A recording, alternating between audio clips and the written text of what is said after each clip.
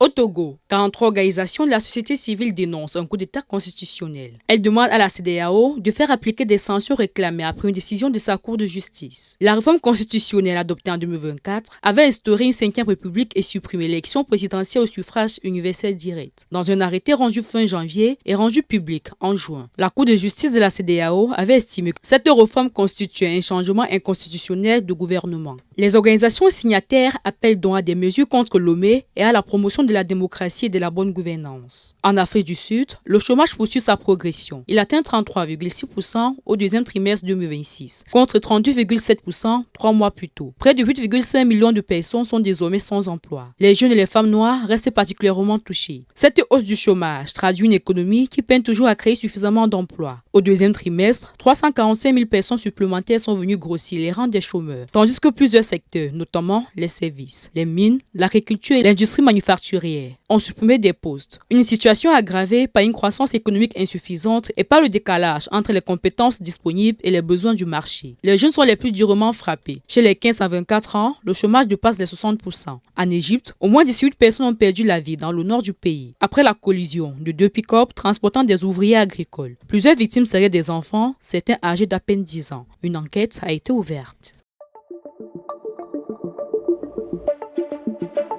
Le Messager télévision, à l'écoute du peuple.